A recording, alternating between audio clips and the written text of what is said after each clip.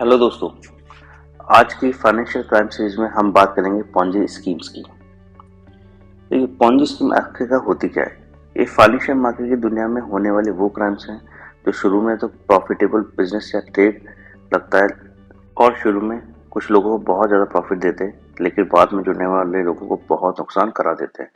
इतना कि लोग सदमे में आ जाते हैं और कभी कभी तो अपनी जमा पूंजी खोने के कारण लोग आत्महत्या तक कर लेते हैं। आखिर ऐसा क्या कारण है कि लोग इन पॉन्जी स्कीम्स में फंस जाते हैं? देखिए, इसका सबसे बड़ा कारण होता है कि शुरू में इसमें होने वाला बहुत बड़ा प्रॉफिट और उससे अमीर हुए लोग जो या जो कह सकते हैं कि उससे प्रॉफिट कमाने वाले लोग जो आपके जाने पहचाने ही होते हैं। इतिहास में बहुत पॉन्जी स्कीम्स आई हैं। ये कोई आज से नहीं शुरू हुई, लगभग 200-300 साल से चल रही है, चाहे वो ट्यूलिप को बेचकर पैसा कमाने का आइडिया हो या कुछ और। लेकिन इतिहास में दो लोग बहुत ज़्यादा फेमस रहे इस पॉन्जी स्कीम्स के नाम पर। एक रहा चार्ल्स पॉन्जी। ये एक इटालियन बिजनेसमैन था जिसके नाम पर ही पॉन्जी स्कीम्स या फ्रॉड्स बाद में डाले गए। तो इसने जो शुरुआत में फ्रॉड किया था, इतना बड़ा फ्रॉड किसी ने नहीं किया था। और दूसरा है बर्नार्ड लॉरेंस मैडॉफ। ये कभी नेस्डैक का चेयरमैन था। सोचिए, यूएसए की नेस्डैक नेस्डैक यूएसए की टॉप आईटी कंपनीज का इंडेक्स है जिससे पूरी दुनिया गवर्न होती है एक तरह से। आज की सीरीज में हम ये जानने और समझने की कोशिश करेंगे कि पॉन्जी स्कीम्स क्या होती हैं, कैसे एक आम आदमी, एक कॉमन पर्सन, हम आप जैसा एक आम आदमी कैसे इन पॉन्जी स्कीम्स को पहचान सकता है और इनमें फंसने से खुद को बचा सकता है।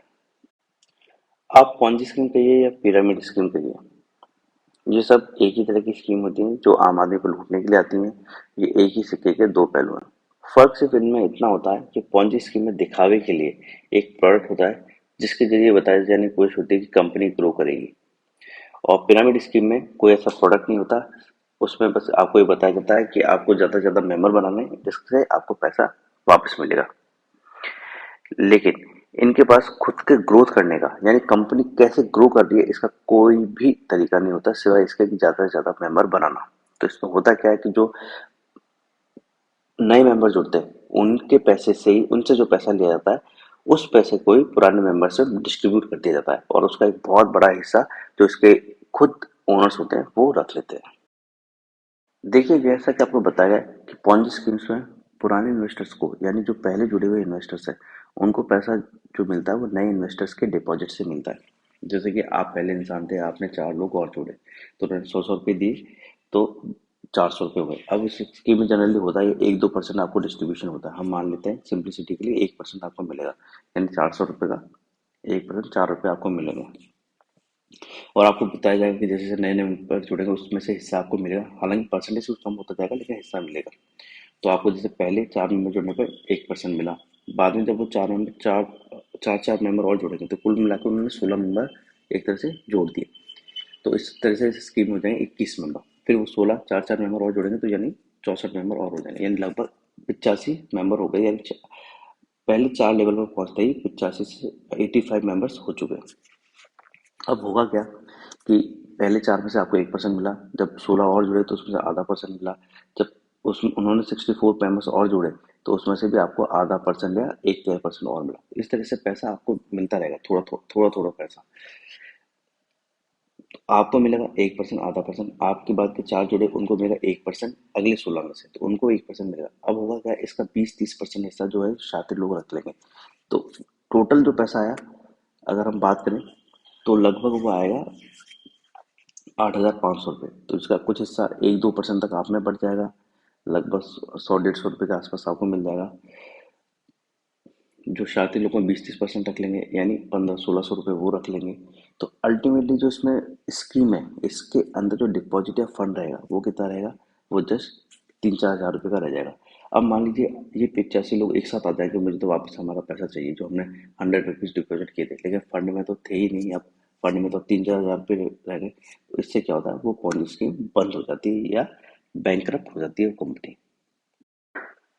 देखिए, पॉन्जी स्कीम तब तक काम करती है जब तक कि नए इन्वेस्टर से जुड़ना बंद नहीं हो जाते, क्योंकि जब तक नए इन्वेस्टर आते रहेंगे तब तक पैसा मिलता रहेगा, आपको पैसा मिलता रहेगा, आपके बाद जुड़े हुए लोगों को भी पैसा मिलता रहेगा जब तक वो जोड़ते रहेंगे। लेकिन नए इन्वेस्टर एक बार जुड़ना बंद हो तो अब क्या होगा कि जो बाद में जुड़े इन्वेस्टर जिनकी तादाद ज़्यादा है, आप समझ रहे हैं, पहले लेवल पे एक था, दूसरे लेवल पे चार थे, तीसरे लेवल पे 16% हुए, फिर नेक्स्ट लेवल पे 64% हुए। तो इस तरह से जो आखिरी लेवल होते हैं, आखिरी 2-4 लेवल होते हैं, उसमें लोग बहुत ज़्यादा जुड़ जाते हैं। आप यूँ समझिए कि लगभग 10-12 लेवल तक पहुँचते-पहुँचते अरबों लोग हो जाएँगे। तो हुआ ये कि शुरुआती जो इन्वेस्टर्स होते हैं, जो शुरुआत में पैसा लगाते हैं, उनको तो पैसा मिल जाता है, लेकिन जैसे नए इन्वेस्टर बनना बंद हो जाते हैं, वो पैसा मिलना बंद हो जाता है। और नए इन्वेस्टर्स इसलिए बंद हो जाते हैं कि पॉपुलेशन तो आपको पता है 7 अरब है। अगर आप इसको करते रहेंगे ना, तो लगभग ऐसा होगा 16-17 लेवल पहुंचने के बाद जो नए इन्वेस्टर्स की जरूरत होगी, वो लगभग दुनिया में जितनी पॉपुलेशन है उससे भी ज़्यादा होगी। यानी 8 अरब लोग, 10 अरब लोगों की जरूरत होगी, लेकिन इतने तो दुनिया में लोग ही नहीं है। तो नए इन्वेस्टर अल्टीमेटली क्या होगा, आना बंद होते ही होते हैं। और फिर ये जो पॉन्जी स्कीम के शातिर लोग होते हैं, ये भाग जाते हैं पैसा लेके। और जो बाद में जुड़े लोग हैं, जिनकी तादाद बहुत ही ज्यादा है, लगभग 4 गुना ज्यादा है शुरुआत में जुड़े मेंबर से, उनको बहुत नुकसान उठाना पड़ता है।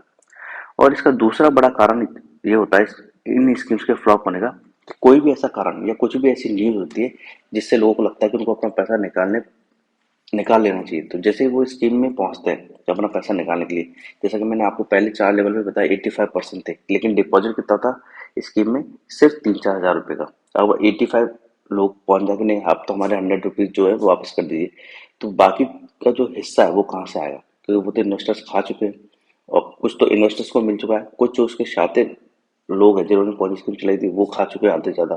तो अब इसकी फंड में तो, जो स्कीम है उसके फंड में तो बचे 4 हज़ार रुपये, लेकिन लोग पहुंच गए 8,500 रुपये लेने। तो इससे क्या होता है, इन स्कीम्स का भंडाफोड़ हो जाता है।